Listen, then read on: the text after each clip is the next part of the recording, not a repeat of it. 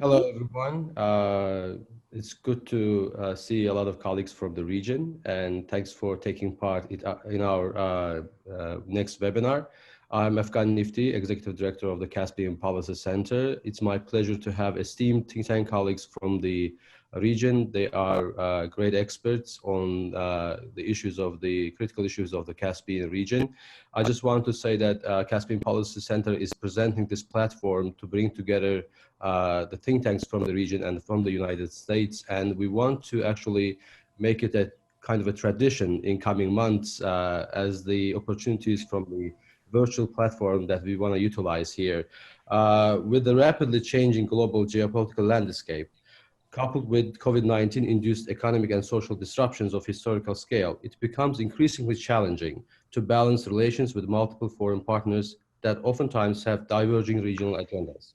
The Caspian Policy Center is bringing together foreign policy specialists from the leading research think tanks in the region and the United States to discuss the current economic, security, political situation in the region. Specific topics will include today the presence and the perception of regional and global powers and prospects for the increased U.S. engagement in the region. Once again, I would like to welcome our audience in the U.S. and in the region. And we have a very good moderator today who has a huge experience in the Central Asia and also for the Caucasus as well. Without any further ado, I'd like to introduce our moderator, Ambassador Richard Hoagland, who is also our board member. I don't think that he needs a lot of extensive introduction. Many of you already know him. And Ambassador Hoagland, floor is yours. Thank you very much, Afghan. And good morning to all who have joined us today. Good morning, at least in Washington. I know it's evening elsewhere. What I would like to do is very briefly introduce our participants today, and they will be speaking in the order that I introduce them. Our first participant is Ambassador Farid Shafiev, who is chairman of the Center of Analysis of International Relations in Azerbaijan. He will be followed by Ambassador Georgi Badritsty, who is the Senior Fellow of the Georgian Foundation for Strategic and International Studies. And then Iskander Akilbayev, who is the Executive Director of Kazakhstan's Council on International Relations. Next would be Eldar Tulyakov, Executive Director, Development Strategy Center in Uzbekistan. And then Brian Todd, who is Assistant Professor of Central Asian Studies, Near East South Asia Center for Strategic Studies at the National Defense University of Washington here, of the United States here in Washington. Next would be Victor Kipiani, who is the chair of GeoCase in Georgia. And certainly not least, but last will be Esmira Jafarova, who is Deputy Chairman of the Center of Analysis of International Relations in Azerbaijan. The focus of our discussion today is going to be on the perception of the United States in the Caspian region. And discussion will also include perceptions of the other major players in the region. I will be at the initial stages here watching how much time we're taking. I would ask each speaker to keep their comments to 5 minutes. And if it goes a bit over that, I'm going to have to intervene and ask you to follow up a bit later. We will take audience questions after the initial introductions by the speakers. So without further ado, let me give the floor to Ambassador Farid Shafiev from Azerbaijan. Well, thank you, Ambassador. I would like to welcome all participants. Because of the time constraint, I will be trying to be brief and to just go through the questions which was posed to facilitate our discussion. Yes, indeed, the major role of United States in the region is the topic of today's discussion. The question how much United States is involved, what's the trajectory of the involvement and the recent history. Traditionally, the South Caucasus was the region of interest of several powers, but first of all, Russia, which basically possessed the region for 200 years almost. After the collapse of the Soviet Union, some other players, traditionally it was the Russia and then the Iran and Turkey. But after the collapse of the Soviet Union, we've seen the active role of the United States and European Union to a certain extent. And recently we've seen the activities from China. The United States, the Washington administration, since 91, 92, they've pursued several major goals in the region. First of all, it's the strengthening independence of the newly independent countries in the South Caucasus. And here we can kind of divide into hard security issues like the independence, political independence, and soft issues like humanitarian projects, the human rights, and others. Besides that, the United States also pursued the development of energy projects. First of all, we're speaking about energy projects from the Caspian Sea, Azerbaijan, and Georgia, Turkey. That's the major, now the gas and oil pipelines route. But also the interest of Washington administration was the global war on terror and the, let's say, geopolitical interest. With regard to Iran, with regard to the operation in Afghanistan, and some other related issues. Unfortunately, if we'll go to the second question, how the United States currently seen in the region, I believe it's just global trend that the role of United States is diminishing in the region. It's partly due to internal domestic discussion within Washington about how much United States should be involved in different matters, even like, let's say, priority is the Middle East. Current administration speaks increasingly about diminishing or, let's say, withdrawing the United States from this Middle East and other regions, and probably that trend will be present, will be seen in the South Caucasus too. The last, and it's not only about Trump administration. We've seen diminishing role of United States for, I would say, since 2009, 2010. So it goes back to Obama administration, I think, from my point of view. Probably taking into account the global trend, what's going on in the United States, it will be unrealistic to see or let's say to expect that the United States can be present, actively present in all regions. You know, my experts speaking about our stretched capabilities, military capabilities, economic capabilities.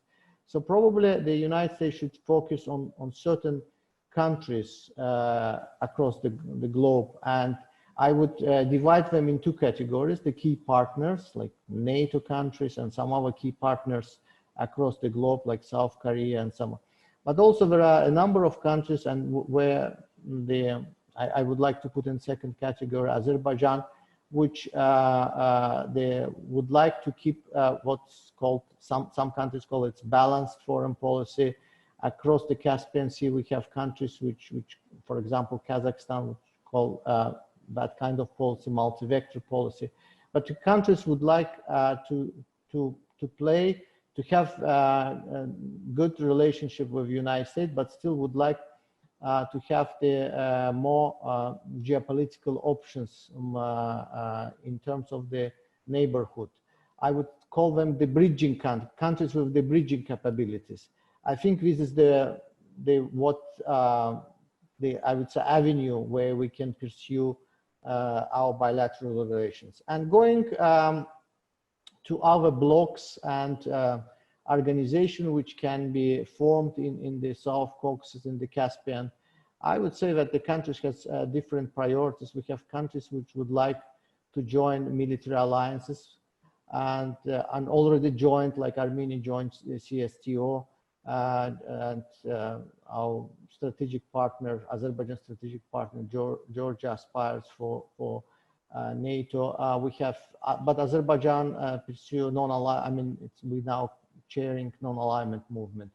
There are several organizations. We can name Turkey Council, we can name Caspian Economic Forum, we can name Guam, Georgia, Ukraine, Moldova, Azerbaijan.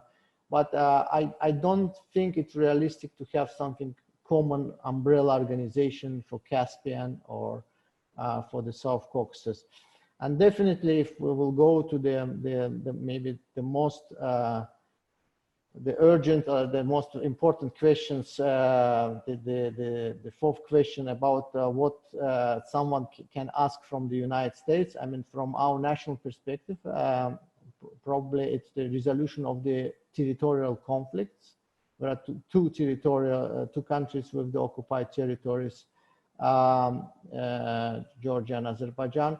I would say that I wouldn't say the most, perhaps my Georgian colleagues would prioritize their conflicts too, but the Armenian-Azerbaijani conflict is indeed, and as we've seen the recent clashes in Tavus region in the northwest of Azerbaijan, it shows that the unfrozen conflict jeopardizes not only peace and security, but also vital energy projects. I don't want to speak more about energy because my colleague Esmir Jafarova, she is specialized in energy projects, she will speak. But the Tavus region was very close to Baku-Tbilisi Ceyhan pipeline, Baku-Tbilisi Erzurum gas pipeline, and also railroad, which we have recently built. So I think, and again, this is quite unfortunate to note that the United States doesn't play active role in the resolution of Armenian-Azerbaijani conflict. Perhaps I will limit my intervention because of the time constraint, but would be happy to elaborate more during the question and answer period. Thank you very much.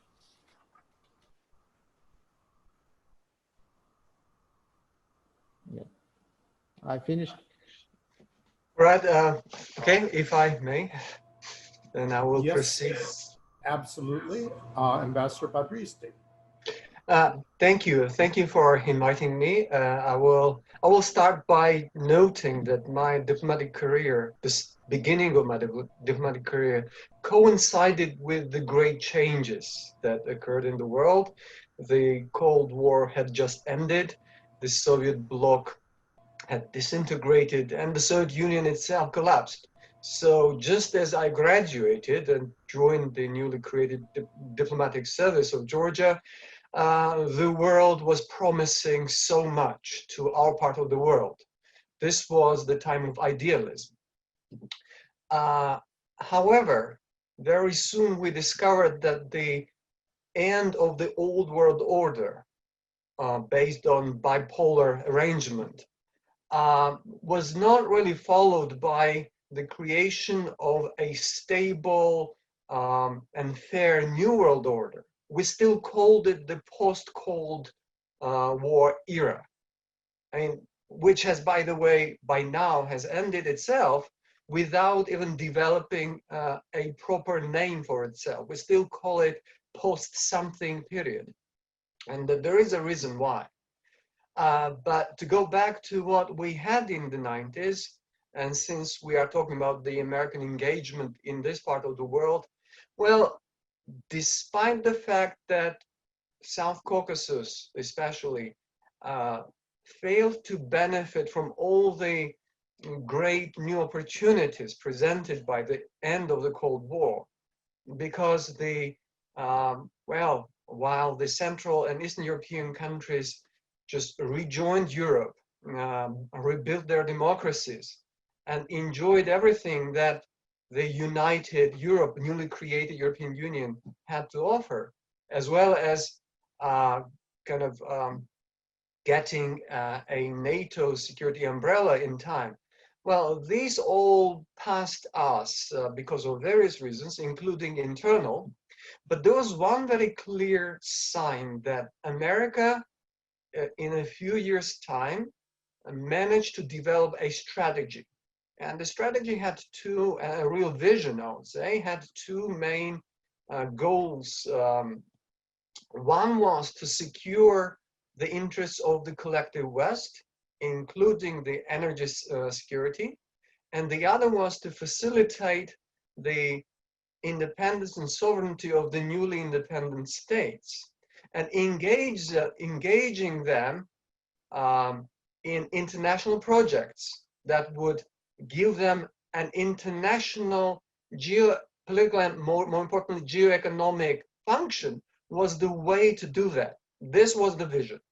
And without that vision, without the American leadership, the projects that actually put Georgia and Azerbaijan on the geopolitical map of the world would not have happened. I was part of the process. I was part of the Georgian negotiating team for years. I was present personally when in Istanbul in 1999, a number of countries with the American presence, with President Clinton there, signed the agreement on Baku-Tbilisi-Ceyhan.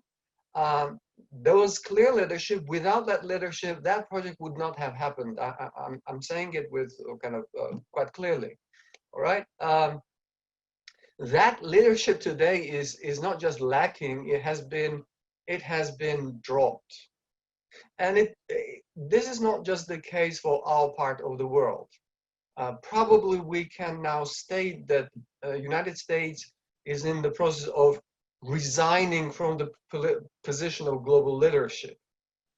And I hear more and more often voices from the United States that, okay, Caspian region, Azerbaijan are not that important anymore. The age of oil is drawing to a close, etc. So we can forget about this part of the world.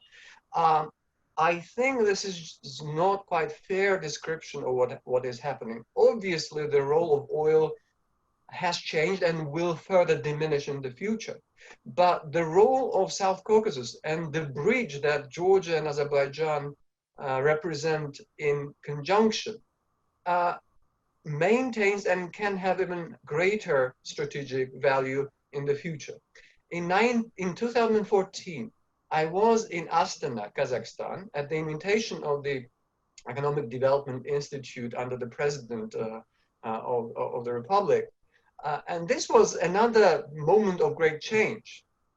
This was just after Russia invaded Ukraine, etc. And this was the moment when I was there, when President Nazarbayev said that this is a new era. Not all former Soviet countries will preserve their independence if they just sit on their hands. Ambassador, excuse me, we're really at the time limit. We'll certainly come back to you, but if you can wind up in the next minute, we'd much appreciate it. That is my goal. So as many people observe how Central Asian countries have been more or less passive and had surrendered a degree of sovereignty, large degree of sovereignty to Russia for all these years, they may have not noticed that there is initiative and readiness on part of these countries, particularly Kazakhstan, to engage in the strategic transportation projects that will increase their, first of all, realize their own economic potential to a greater degree, and will feel their sovereignty with greater sense. So what I'm saying is that we need new leadership that will see that South Caucasus, in conjunction with the Central Asia, has unrealized, unutilized geoeconomic potential that would benefit all the partners involved. Thank you so much, Ambassador. We're going to move on directly to Mr. Akilbayev from Kazakhstan. To you, sir. Would you please unmute? Thank you very much. It's a great pleasure to be among the distinguished guests. Well, Ambassador Badruzzi actually mentioned about the change that he experienced at the beginning of his career. I believe that now we're passing through another cycle of change. That 2020 has started as an ideal storm with the COVID-19 and this kind of global pandemic and uncertainty, the fall of oil prices, the killing of the General Soleimani from Iran. It all actually started a new kind of way of uncertainty in the Caspian region, in Central Asia and South Caucasus. So speaking specifically on the Caspian Sea, I believe for the last 5 years, it has kind of gained a new dimension specifically starting from the crisis in the Middle East, where the Caspian Sea was used as a kind of military platform where the missiles by the Russia were sent to the Syrian territory. So another one was signing of the new Caspian Convention by dividing the specific zones and ratifying this, the legislative aspect of that. And all that provided a new momentum for the Caspian region. Speaking about the US presence, it was rightly mentioned that there is a general assumption that US presence in the world, not just in the Caspian Sea or Caspian region, is diminishing. And you see that not only US, but other countries are gaining new kind of momentum, like specifically like China, where the greatest rivalry is emerging on the scene. So at this stage where in the process of transit of power, so-called, where the emerging powers are challenging the status quo, which has been established after the collapse of Soviet Union. Specifically talking about the Central Asian region, I believe that we need to look at the kind of new trends and new dimension, how the region is developing, because we have a new trends which we need to pay attention, specifically the growing young generation, the change of values and the perception. And with the COVID-19, I believe that no country in the region or in general in the world were ready for that. And we were really challenging as a region to deal with the pandemic on the government and the social levels. The society has, for the first time, actually got this opportunity to talk about the COVID-19 and how it's going to affect the region. And this year, the US has announced its regional strategy on Central Asia, specifically outlining the 6 points where traditionally Afghanistan is taking much more bigger role, and Central Asian states I also mentioned. But now, if you look at the one phrase that was mentioned by Secretary Pompeo, is that we are not only paying attention to Afghanistan, but also we are focusing more and more on Central Asian as a region in general sense, mentioning 5 countries. And one point that is very important to emphasize is that he stressed that in this strategy, it's being stressed that we are promoting sovereignty, connectivity, and security just to protect the rights of Central Asian states vis-a-vis neighboring states. I believe that it's quite possible to assume that he mentioned China and Russia. So the China-Russia axis or partnership in this regard is playing more and more important role when US is dealing with Central Asia. And I believe in this respect, we'll see greater pressure on the region from different stakeholders, from US, China, and Russia, on different matters, whether it's going to be trade, whether it's going to be technology, whether it's going to be military cooperation, and medium and small sized countries in our region on some cases will be put under this kind of decision whether they're going to choose us or not. And Secretary Pompeo has clearly mentioned that it's better to trade with US rather than with China, for example, because we have better standards, etc. So if you look at what's happening around the world, with different tech companies and the sanctions which are being put by the US government, it's clear that even Europe, even the closest allies of US are being under the stress at this stage, specifically Germany on the energy side. And I believe that in 10 years, we're going to experience much bigger pressure and much bigger kind of transit of power in this region. But at the same time, we need to acknowledge the fact that Central Asia as a region is not very much important to US. If you look at the global perspective, we are still a transit road, and we are in political transit at the same time in Kazakhstan and Uzbekistan and other countries. We scheduled to have a parliamentary elections next year in Kazakhstan. In Kyrgyzstan, this year they should have very important parliamentary elections. At the same time in Tajikistan, so the political situation is very important nowadays. And I believe during the COVID-19, during the time when we are still dealing with the new trends and new dynamic, we need the political transition is passing through its very kind of fragile, but at the same time promising moment. So I believe in this respect, it's very timely to discuss the regional trends and take into account a new dimension of regionalization. Thank you.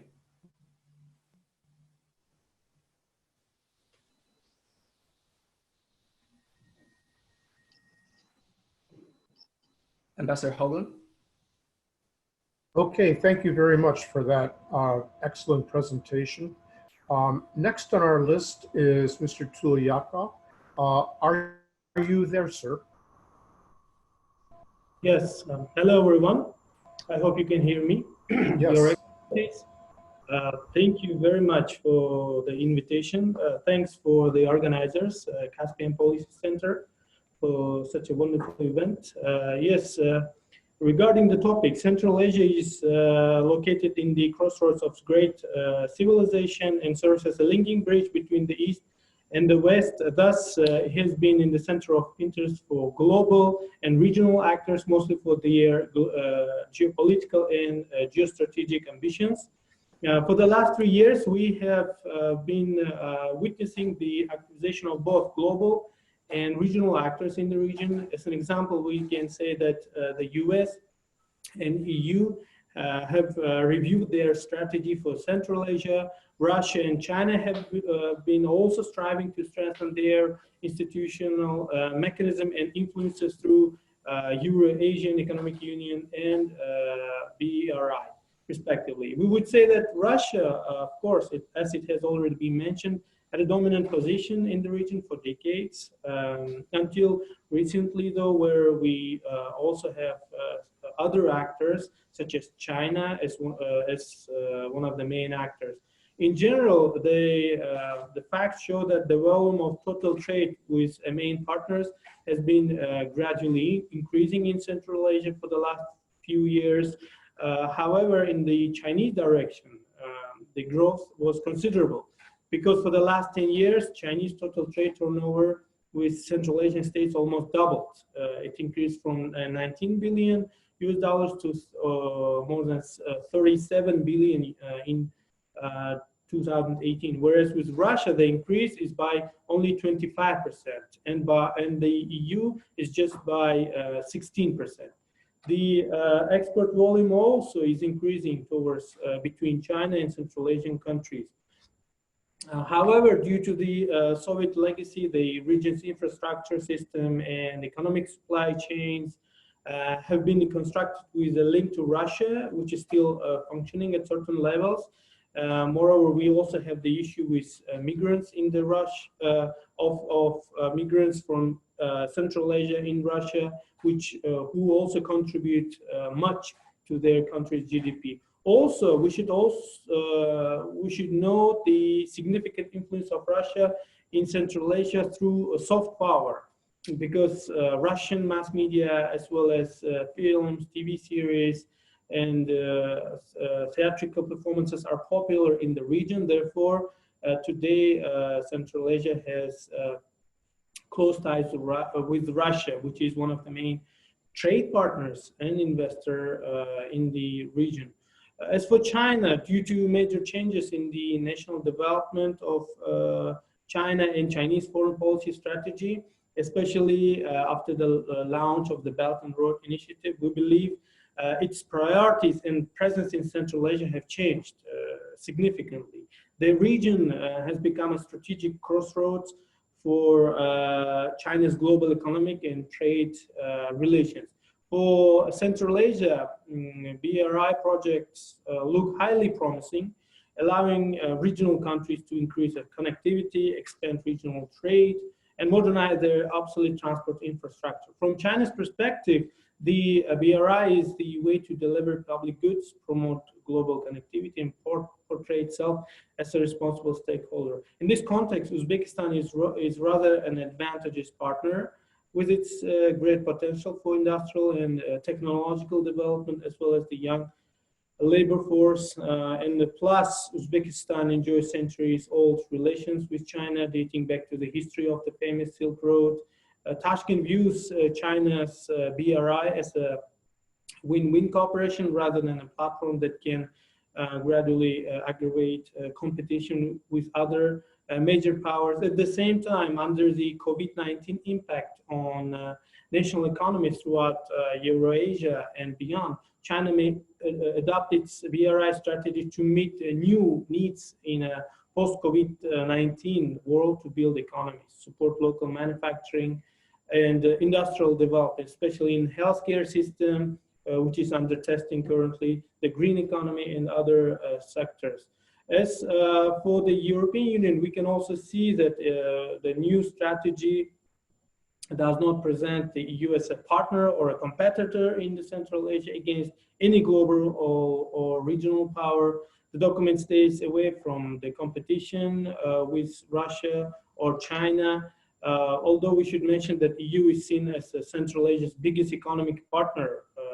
30% of the region's total trade is with the Union, but the EU trade is concentrated overwhelmingly in Kazakhstan, whereas the region represents less than 1% of the EU's total foreign strategy. Then we should mention that the United States has also... Sir, we're going to move along soon, so if you could summarize quickly, please. Thank you. Regarding the last question that was asking what we would ask as one of the main things, I should say that security has always been a priority for the region since we have managed to maintain it at some level together with our foreign partners. Currently, the investment would be in high demand, we believe. By investment, of course, we mean financial resources, international best practices in developing the economy, education, health sector, etc. Know-how, high-profile professionals in a variety of spheres. Well, this is very brief, so hopefully we will be contributing during discussion. Thank you for your attention. And thank you very much, sir. That was very, very interesting. We are going to move right along to my colleague here in Washington, Professor Brian Todd, who is one of the real experts on this region. So I turn the floor to you, ma'am.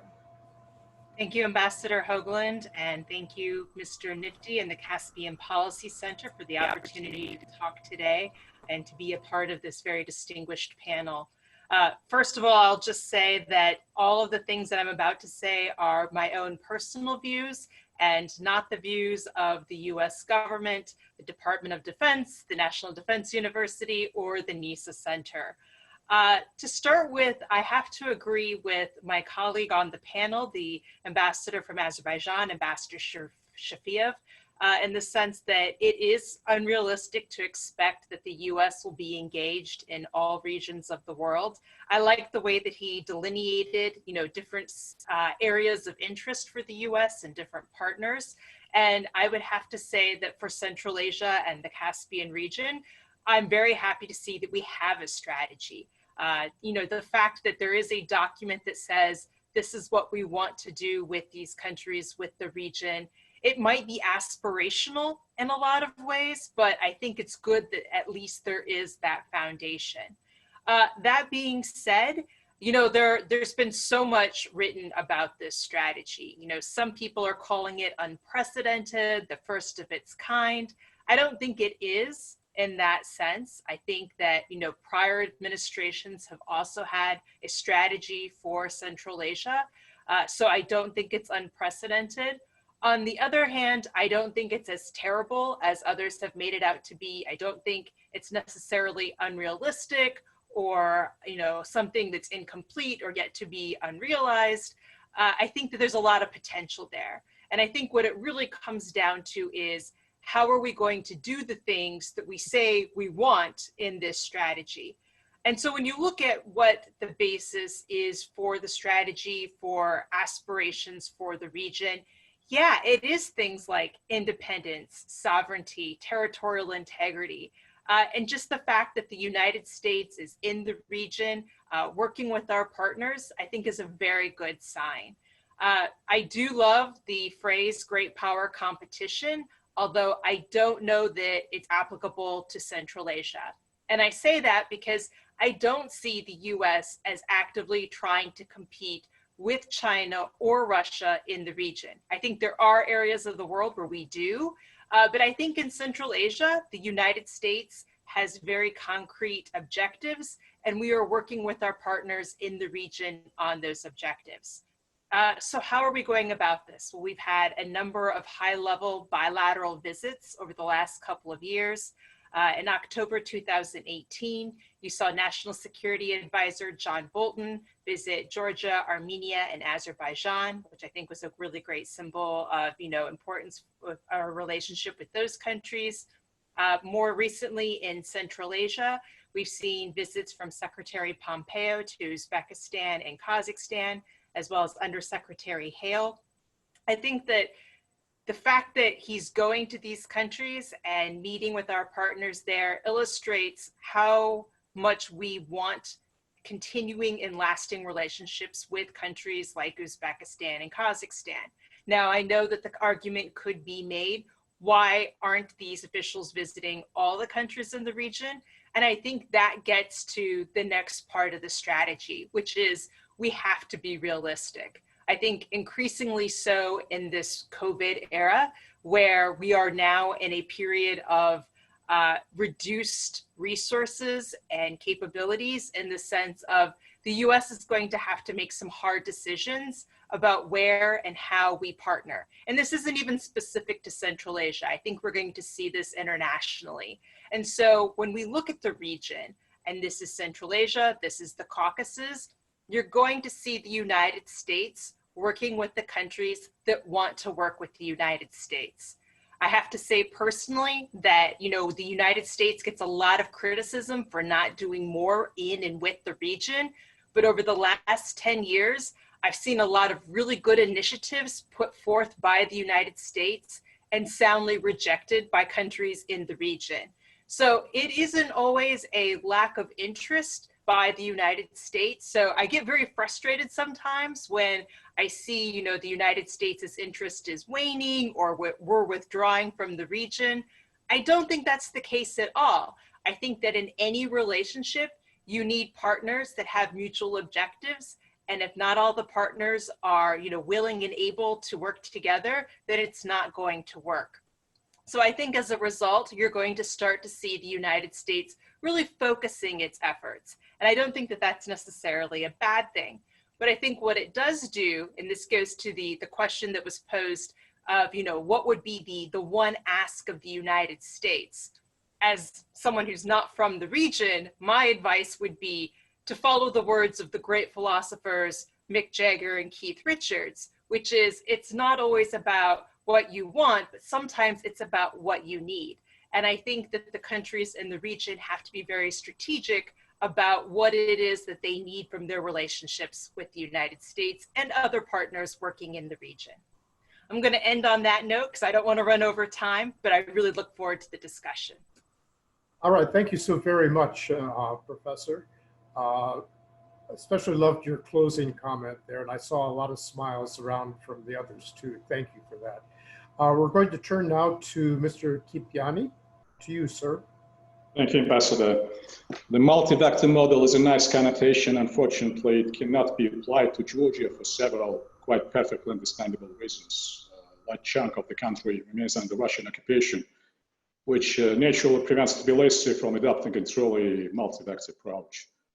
That said, even if we speak about a policy of multi-vector -1, which is the occupying power, it still might be conceivable. Yet even if such policies pursue Georgia's path, it would still differ greatly from the balancing acts pursued by Kazakhstan and Azerbaijan. It's obvious that Tbilisi steadfastly pursues formal Euro-Atlantic integration with all possible emphasis and without any meaningful caveats. But all this does not, of course, deny the importance of stability and cooperation in the South Caucasus, within the wider Black Sea region and in relation to the Black Sea and Caspian macro region. Georgia's contribution to the cross-border cooperation and regional development are premised on the country's role as a pivot for various major international projects. whose geopolitical and financial viability Tbilisi tries to ensure. A multi-vector policy should therefore not be seen as purely outbound in nature, which means Georgia versus major regional stakeholders, but must also include inbound elements that stem from the genuine interest of stakeholders in their own domestic stability and order. It also provides for the vital interests of regional actors such as Azerbaijan and Kazakhstan, with respect to Georgian reforms and close integration with Western markets and institutions. This very high degree of interconnectedness and interdependence demonstrates all the realities of geopolitics and geoeconomics in the Black Sea and Caspian region, and indeed underlines the importance to make those ties even stronger and more resilient. Combined with the region's long history and the looming challenges of our post-pandemic world, Georgia must position herself as a key actor capable of providing reliable access to the wider world and to the West while bypassing political bumps and risks. A G-world in which each country selfishly stands up for its own interests and ignores others would not just be ill-suited to our region, but would also completely and irreversibly shatter the idea of furthering our interests in union or alliances with others. Georgia progress is equally important for the United States and the European Union. It is no accident or coincidence that both Washington and Brussels variously praised Tbilisi as a valuable and key partner in the region. These objectives clearly underline Georgia's foreign policy choices and come as no surprise considering the pace and ambition of the country's agenda for rapprochement with the European Union. In terms of Georgia's relationships with Europe, it is encouraging to observe how the country is building new political, economic, and cultural ties with its European homeland. How new EU and Eastern Partnership initiatives are tangibly bringing more Europe to the region. As for US-Georgia ties, the two countries' strategic partnership charter is truly a unique constitutional document that sets out many ways in which Washington and Tbilisi can cooperate politically, economically, culturally, and militarily. Beyond this, the standalone bipartisan Georgian Support Act reinforces and expands America's unwavering support for Tbilisi and determination to oppose Russian occupation. In many respects, this act reminds me of the Wallace Declaration with respect to the Baltic states under the occupation. We should also keep in mind, the National Defense Authorization Act, which defines various meaningful forms of US-Georgia cooperation, as well as the Consolidated Appropriations Act. And the 2016 memorandum, Deepening Defense and Security Partnership, becomes a framework agreement that was renewed in 2019. The House and Senate have in addition introduced dozens of resolutions and bills in support of Georgia, and preliminary discussions to open negotiations over a free trade agreement between two countries are underway. I should emphasize that the United States are, of course, not a Black Sea or Caspian country, but are to some extent already a Black Sea power. All the efforts and steps I've described go well beyond a purely bilateral format, and their ultimate goals are to promote the region's stability and prosperity, responding to the needs of the region's various members, and meeting the expectations of the relevant stakeholders. If there ever was a cause and purpose that we had to share together, this is it. Thank you, Ambassador, and I would of course be delighted to answer any questions the audience may have. Thank you.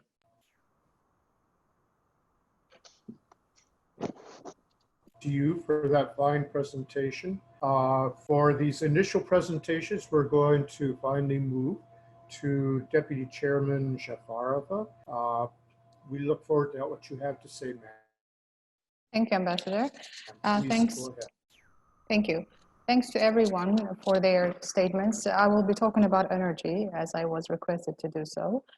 So as we know, since the inception of independence, Azerbaijan has managed to build reliable partnerships around the world, including with the United States. And its pragmatic and balanced foreign policy, which is also very well aligned with its national, including economic interests, enabled to build equally strong, well-thought relations with all. And we all have witnessed throughout the passing decades that together with some large multinational corporations that are international partners, Azerbaijan established a successful model of energy cooperation through the construction of Baku-Tbilisi-Ceyhan, Baku-Tbilisi-Erzurum oil and gas pipelines. And we are all witnessing that the Southern Gas Corridor, which has been largely supported, strongly supported by the United States, is coming to its conclusion. And this corridor, which I will basically talk about, the Southern Gas Corridor, which is the important topic of the day, it stands as a valuable contribution to Europe's energy security and ensures diversification of sources and routes of energy. And definitely, Azerbaijan's energy strategy during this last 25 years, including through the Southern Gas Corridor, aimed at contributing to stability and cooperation throughout the neighborhood and in Europe. And as a result of the proceeds that we have received from all these projects, all areas of Azerbaijan's statehood have flourished. Our trajectory of becoming an energy state is very natural, since Azerbaijan has become the motherland of the first industrially drilled oil well in the world in 1846. It happened in Baku, actually, northern Pennsylvania. Azerbaijan, which has made its name largely as an oil country, it's been working intensively to also extract its and transport its gas resources to Europe.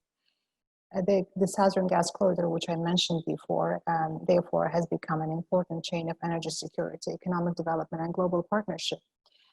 And this corridor, this project, is actually contributing to the creation of European gas market that envisages competitiveness and diversification of sources and routes, which is very important for Europe, for Europe's energy security.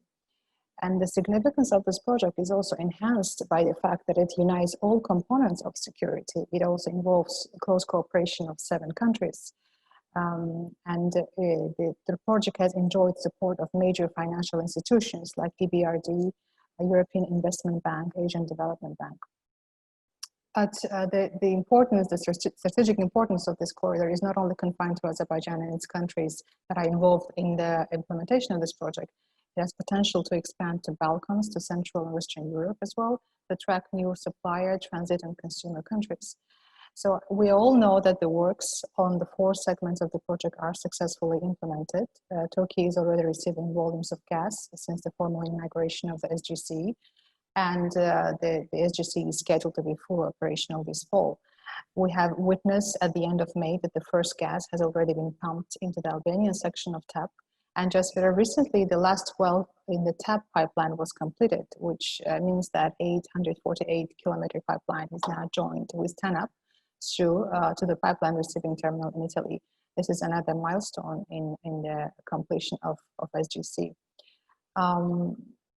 Definitely, in concluding, as I said before, the corridor stands as one of the guarantors of Europe's energy security and has enjoyed immense support by the United States as our partner, who has supported Azerbaijan throughout the implementation of all the energy projects from the beginning, since the signing of the contract of century and the initiation of the Baku-Tbilisi-Ceyhan pipeline. There were a lot of imponderables around the way at that time, but the United States support was really, really instrumental in implementation and realization of all those projects. And Southern Gas Corridor is no exception in this regard. And definitely with this project, Azerbaijan will contribute to the decarbonization efforts of Europe, and diversification and decarbonization align well with Europe's energy policy and are essential elements of its energy security.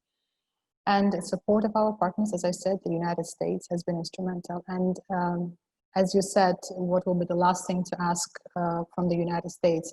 The one thing that you would like to ask from the United States in this regard, I think the one thing that I would ask from the United States in this regard would be to continue supporting Azerbaijan and its project that has been Azerbaijan has been receiving from the very beginning, because it has been really important element in becoming of all these projects. So that would be something that I would ask the United States to keep an eye on, because that is contributing to Azerbaijan, not only to Azerbaijan's energy security, but also to the greater European continent. So I will limit my comments to this because we are under time constraints. Thank you. Thank you so very much for that. And now we're going to move into the question and answer phase of this presentation. I'm going to take the moderator's prerogative and ask a first question here, but we do have other good questions coming in. The question I would like to pose, and I would like to have anyone who chooses to answer speak up. We have been talking predominantly about major powers, Russia, China, European Union, United States, but there are certainly other secondary but important powers in the region. Very specifically, I would say Turkey, but also Iran, working on both sides of the Caspian. So I would like to hear some of your comments about the roles of Turkey and Iran in the region also. Is there anyone who would like to pick that up? Please, go ahead, sir. Probably, yes. As I said in my first intervention, Turkey and Iran traditionally were present in this region for centuries. So it's natural to expect they will continue to do so. They have different, I would say, security perception, but also historical perceptions about the aspiration, about the history of the region. For Iran, sometimes Iran considers certain part of Central Asia and the South Caucasus as their historical heritage. Turkey also due to certain linguistic the links, but I would say in terms of the territorial aspiration, it's almost none. Mostly it's about the cooperation, about the economic and political presence. So that's, I would say, the differences between these two. But also the, Professor Todd mentioned about the matching issue, when we're speaking about the cooperation with the United States and the countries in the region, and the same about Iran and Turkey. I would say there are countries which would like to have closer cooperation with Turkey, for example, and visits indeed when somebody, especially now, increasingly speaking about the Turkish aspirations. It's sometimes the matching desire to have more Turkish involvement in the region, and I'm speaking about my country especially. But in the same time, it's I would say the reality, the geopolitical reality, countries in the region would like to stay away from the geopolitical clashes of the big powers. So this is mostly when we're speaking about the situation around Iran. So I would say I would limit about my comments. Thank you.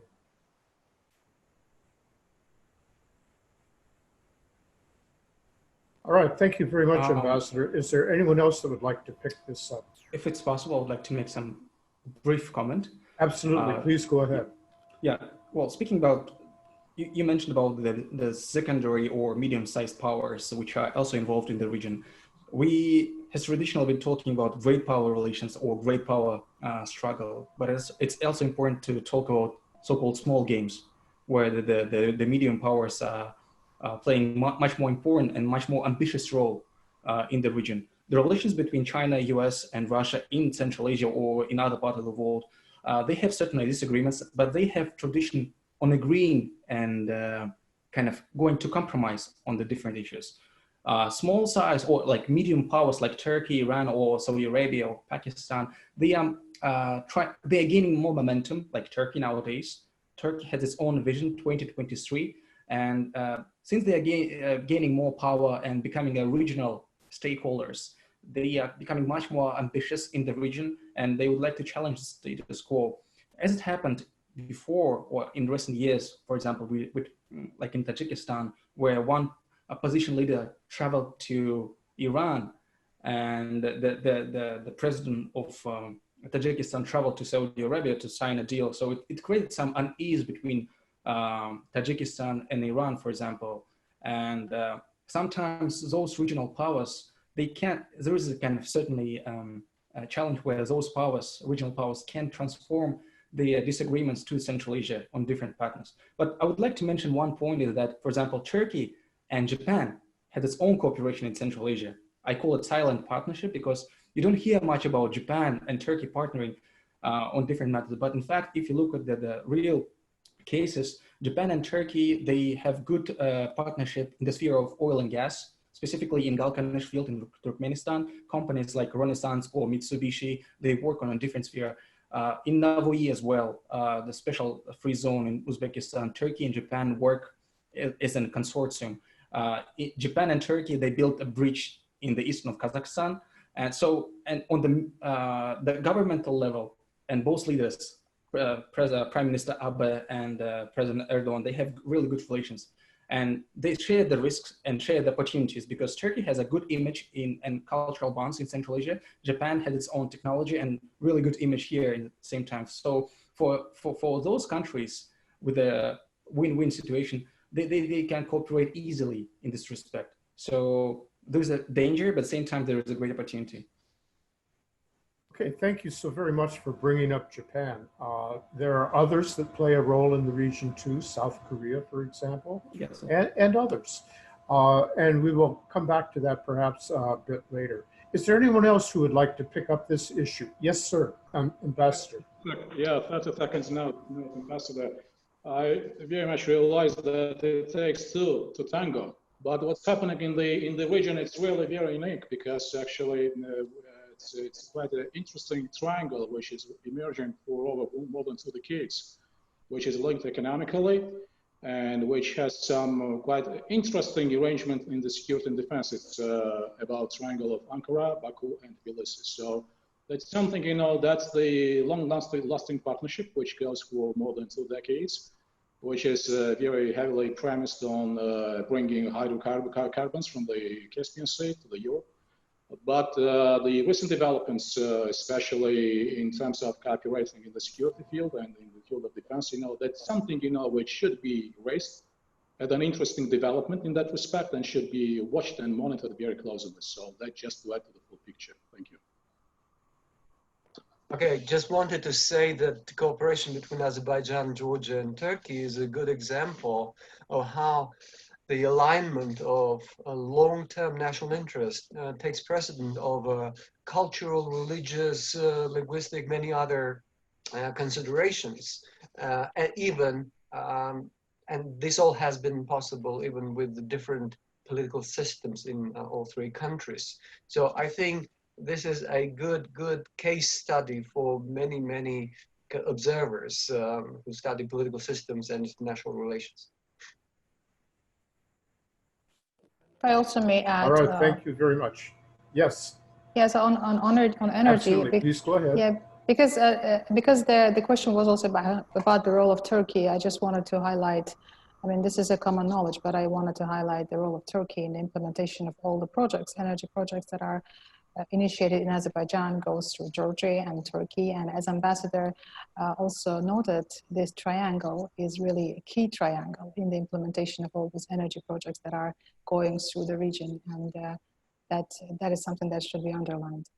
Thank you.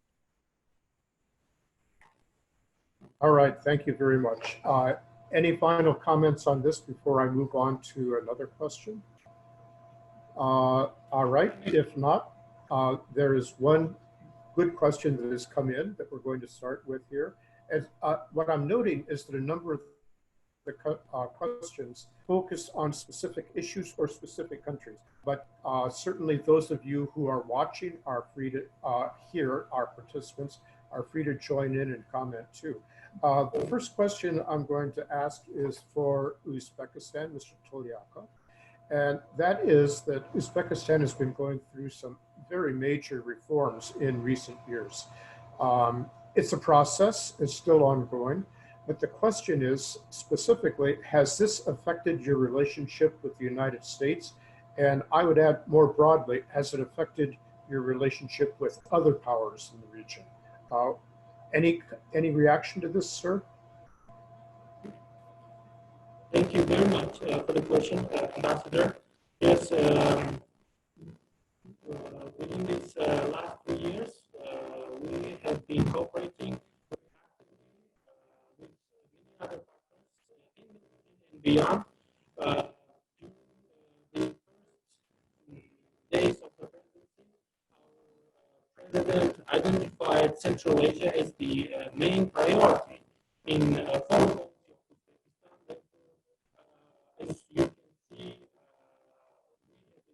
have initiated several projects in Central Asia, and the good thing is that regional heads of states have supported Uzbekistan, and therefore Uzbekistan has become one of the main actors in the region in terms of regulating territorial disputes, in terms of regulating water resources issues, and many other issues, trade turnover. And the thing is that now they these countries. Mr. Tulyakov, I think there's a problem with your mic. Can you hear me now? We have hearing you. It's coming through very unclearly, intermittently. Hello? You know, sir, I think what we're going to have to do is give you time to take a look at your microphone to see if there's a problem, and we're going to move on. I promise we can come back to you, though, if that's okay with you. So sorry about these technical things. They happen when we're on international conversations like this. They're annoying, but they seem to be inevitable from time to time. Another question that has come in from the audience, and again, another very specific question. Right now, we still have the very unfortunate conflict between Azerbaijan and Armenia that has broken out into armed conflict on the border. And the specific question is, thinking of other powers in the region, there is the Cooperative Security Treaty Organization, of which Armenia is a member, and which is basically a Russian organization that was created to solve militarily problems. The question is, do you see a role for the Cooperative Treaty Organization, the CSTO? Obviously, we don't have anyone from Armenia at this time, but this would become a question mainly for our participants in Azerbaijan. Do you have a reaction to this? Yes, yes, indeed was hot discussion about the role of CSTO in the recent outbreak of the conflict between Armenia and Azerbaijan. I just would like to remind that this time the conflict was at the region at the international border between Armenia and Azerbaijan. And actually for this reason, I mean, we have the reason to dismiss that these recent clashes was provoked by Azerbaijan, because Azerbaijan is not interested and doesn't have the let's say, military theater in that region, because we realize that if we're going to attack Armenia, we're going to cross the international border, and that's the jurisdiction of CSTO. And perhaps the opposite side was interested more. In 2016, we had also clashes in April between Armenia and Azerbaijan in the occupied territories. CSTO at that time refused to be involved because the Nagorno-Karabakh and other occupied regions of Azerbaijan is the jurisdiction of Baku and not SSTO, and they clearly stated that. This time also, despite the call from the Minister of Foreign Affairs of Armenia, the CSTO decided not to be drawn into the conflict. We have to take into account that several countries in this organization, as Belarus, Kazakhstan, Kyrgyzstan, has very friendly and strategic relationship with Azerbaijan. But also Russia is the member of the Minsk Group co-chairs, the OIC Minsk Group co-chairs, which is dealing with the negotiation. So the Moscow, at least formally, is trying to stay equidistant from the both sides. But I would say perhaps it was a test to see how much the Yerevan can expect the involvement from CSTO, and not much I would see from the development after the clashes. But having said that, still, I mean, there is we've seen on July 17 and also on July 23rd, the Russian-Armenian military exercises. I think taking into account that was the limited military clashes. So no one was involved, I mean, third countries, but in the future, if it will be larger military clashes, so we don't know. But let's hope that optimistically that the other third parties won't be involved militarily on the one in our side, because it might lead to much greater clashes, geopolitical clashes in the region. Thank you. Okay, thank you very much for that answer. Mr. Tulyakov, I'm going to come back to you to see if your microphone has improved. Hope you can hear me, Your Excellency. Yes, it's much better now. Thank you so much. Continue, please.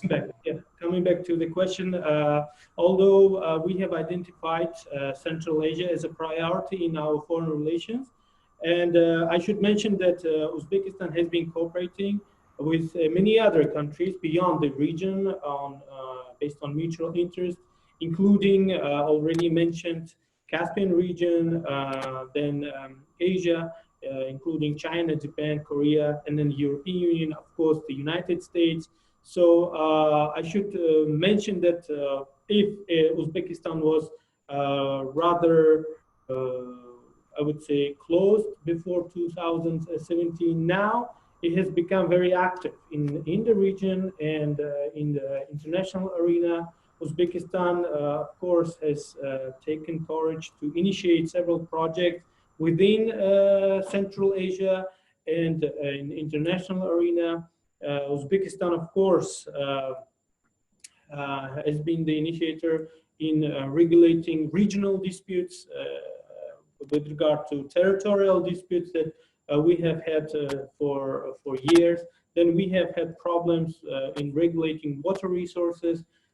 So we have been initiating negotiations with our Central Asian neighbors. And the good thing is that heads of states of Central Asian countries have been supporting, and they have been cooperating very tightly in a variety of aspects because we have lots of common points to share in terms of language, culture, tradition. Therefore, I should say that currently the foreign policy of Uzbekistan is very diversified, open, and it's not limiting itself only with certain countries, but open for cooperation. As a result, we can see the state visits of President of Uzbekistan to different continents of the world, and the same thing is happening that we are hosting state visits from many other countries in Uzbekistan. Thank you. All right, thank you so very much for that. Here's another question that has come in. It's quite specific, but I'm going to pose it in a larger context. Right now, the year 2020 is playing out as one of the most historic, and primarily this is because of the global problem of COVID-19. The question that I would like to ask is, how do you foresee your country coming out of this most interesting period? Is it going to change the way your country looks at the world, and will it change your relations with other countries in the region? Is there anyone who would like to pick that up?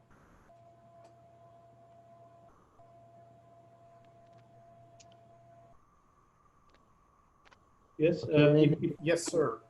Please, Yeah, Ambassador. No, I'm just start with something. It's indeed a very difficult question to predict what the world will have there after COVID-19. But I think, despite all this gloomy, sometimes the forecast, I believe, yes, we're gonna have economic difficulties. And, you know, people speaking about 1918, 1933, you know, all this Great Depression. And, you know, we've seen that in recent financial crisis that the world recovered in 2 years.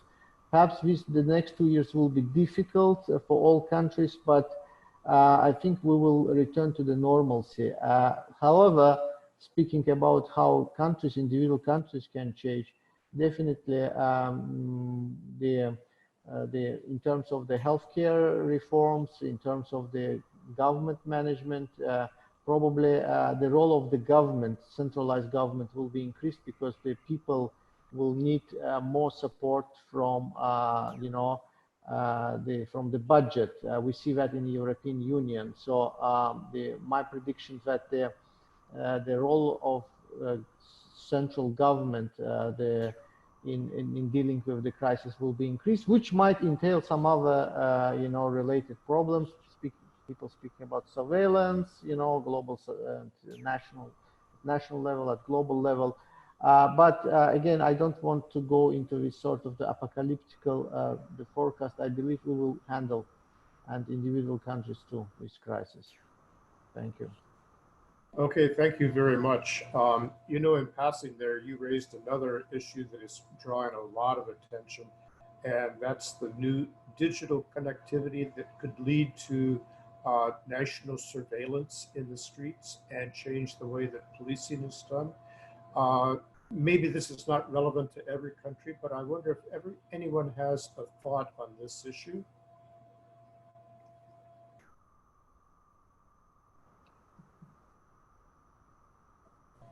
Again, maybe it's issue not only to centralized government. I mean, or let's say different. It's in the West also that we've seen the surveillance coming on the streets. So it's the global phenomenon. Thank you. Ambassador, if I may, from Georgia. Absolutely. Go ahead, please, Victor. My expectation when we speak about the crisis and when we speak about the pandemics, that would help Georgia in the first instance to increase its competitiveness, increase its modernity, if you will, of the institutional capacity. Because from what we have observed so far, in terms of the quality of providing with public services, in terms of healthcare, and probably that does not directly address your question about electronic surveillance, but all in all, my expectation, and of course, with recognition of the fact that the crisis could not be dealt just by Georgia, this is a global crisis, and all is relative. But if we could speak about an upside of the crisis, and the crisis management in the first place has shown that we're capable to upgrade our capabilities. And that's not just on the level of the political elites, but on the level of the civic grassroots. So this combined approach, gives us some glimpse of hope, if you will, that the post-pandemic world for Georgia would be more resilient, stronger, and more competitive than we have today. Okay, thank you very much for adding that. Anyone else? Yes, sir. Yes, please. I see two. So Eldar first, and then Iskander. Yes. Regarding the questions, I should, yes, agree with my colleagues and add that COVID-19 has actually accelerated the reforms in many spheres, specifically in digitalization, in health sector, in education, and many other spheres. I should mention that, like in Uzbekistan, the working conditions have changed substantially. So people had to adapt, and thus, because we have named this year as the year of digitalization, the COVID-19 actually helped to accelerate to reach those aims stated in the state program, by the fact that lots of spheres have started to digitalize. Then I should also mention that COVID-19 also influenced on, I would say, testing the relations between states. Because at the initial stage, when COVID-19 showed in China, many countries, including Central Asian countries, Uzbekistan, have been sending out products, all these resources to China so that they deal with it as soon as possible. Whereas afterwards, when COVID entered our region, China reciprocated and started sending the products, experienced doctors even came to help us. So COVID-19 helped to test the relations between states, and I believe we have positive results because of that. Thanks.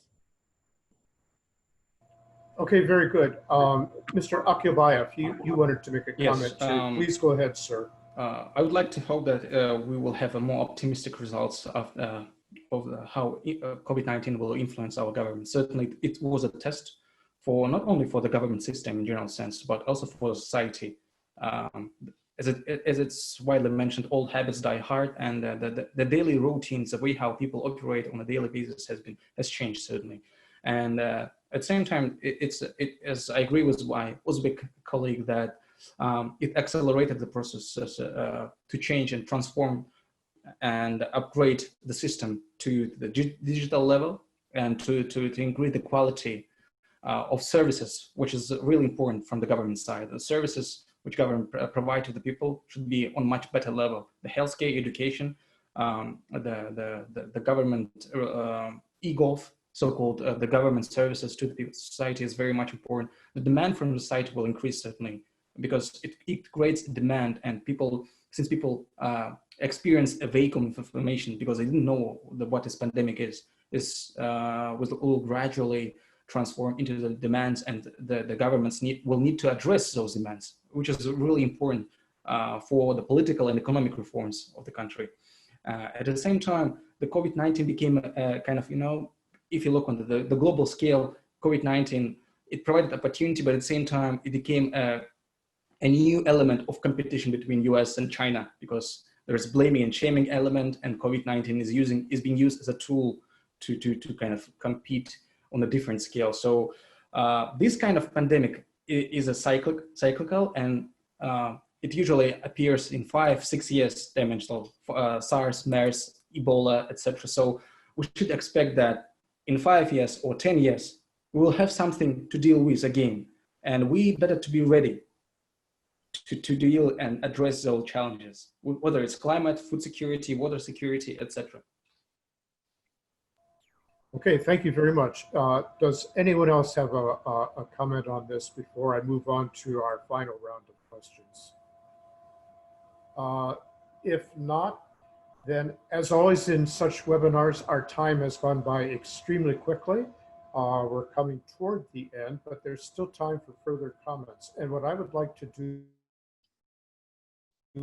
rather than a quick question, is ask each of our participants, is there something that has entered your mind as we have been talking, as you have been listening? Is there a point that you wanted to make earlier that you didn't have time? This is your opportunity to weigh in with your final comment. So I'll do this. You can volunteer or I'll begin to call on you. So who would like to go first? Dr. Todd, yes. So I would say that following on the comments that I made earlier, when I was talking about reduced tension on the region, I think we're going to see more from C5+1, but increasingly also these trilateral groups that are now being set up by the State Department.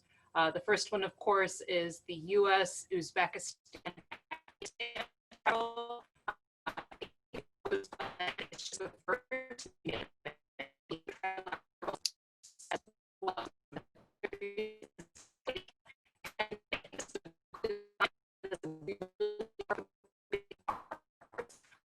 is that we want to do with the partners in the region, what their interests are as well. Uzbekistan has been a fantastic partner over the last years. And support that, and as well encourage other countries in the region to do the same. So I think that that's what we're going to start to see more of when we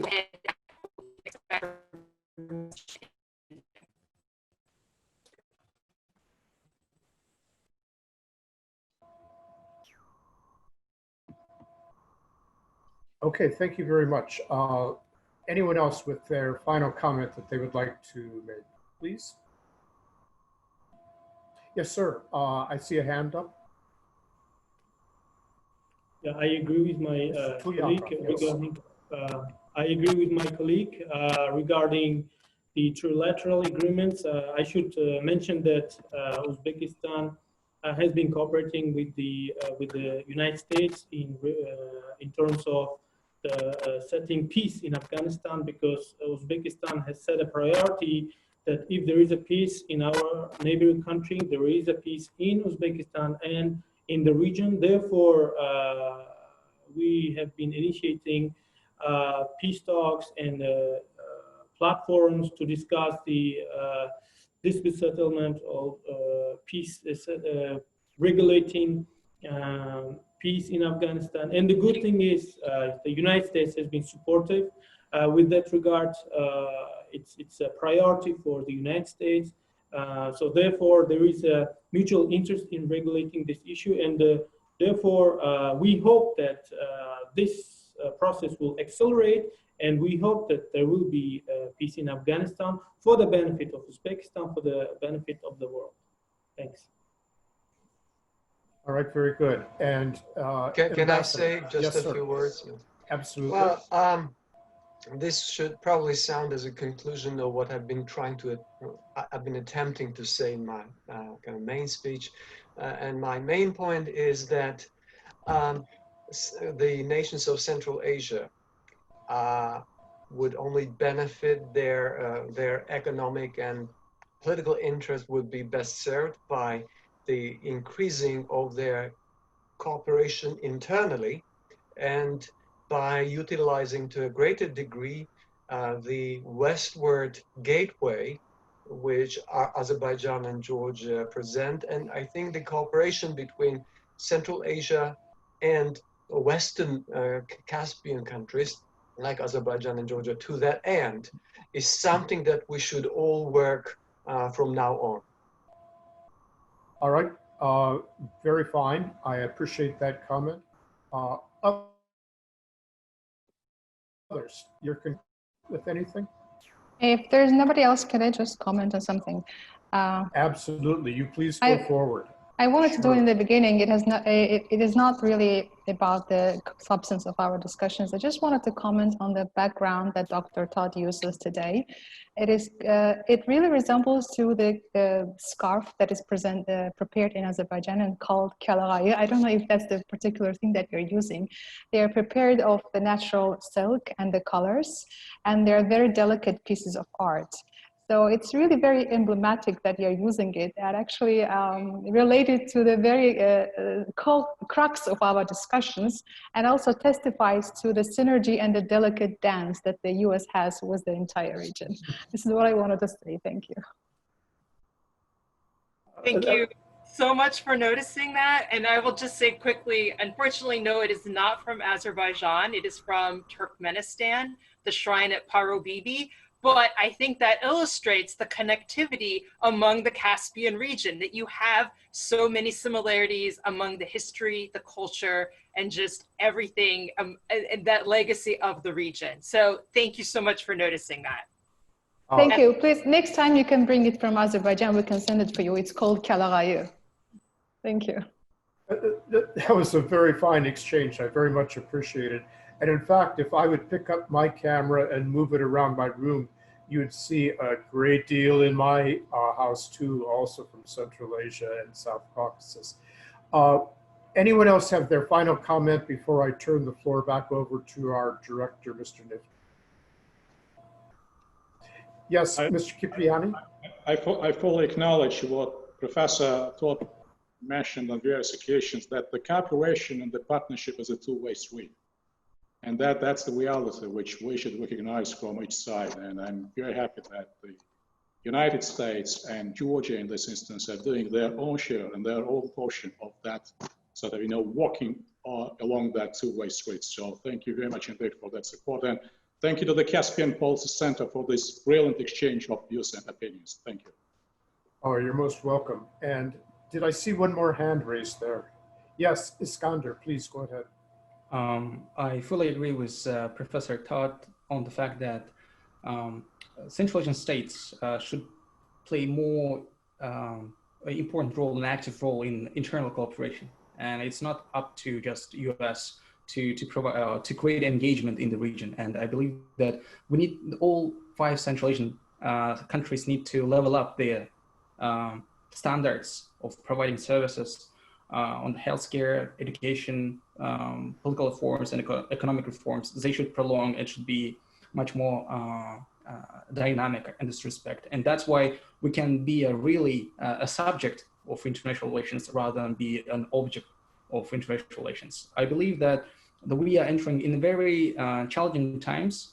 It will be a big test for us with the COVID-19 and the forthcoming economic recession, etc. So, but at the same time, I believe that if we're able to pass through this in a collective approach, in a collective mood, we're able to find a new mechanisms and platforms where we're able to cooperate and create some new projects, not only government to government levels, but also between the on the cultural level, on the SMEs, small and medium-sized business, between the different regions of our countries, and we can create a vision how to work together in these challenging times.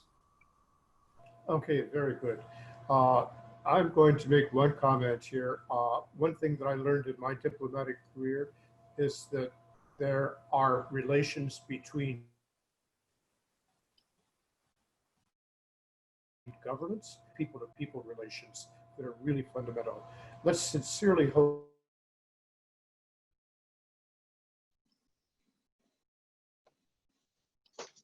that we once again our cultural and economic and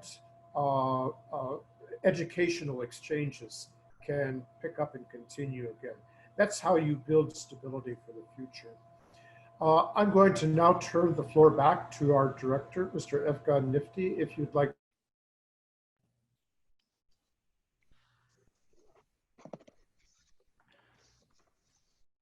Thank you, Ambassador. Take any.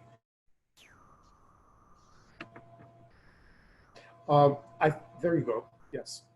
Thank you, Ambassador. And I'd like to thank all our speakers from the region, from Uzbekistan, from Kazakhstan, from Georgia, and from Azerbaijan. And this was our first discussion, virtual discussion with the think tanks from the region. And we very much hope to continue this discussion in a think tank format that we have. I also want to thank to our US representative here as well. And this Caspian Policy Center, so far we have established multiple venues and platforms to discuss key issues of the Caspian region and US engagement in the region.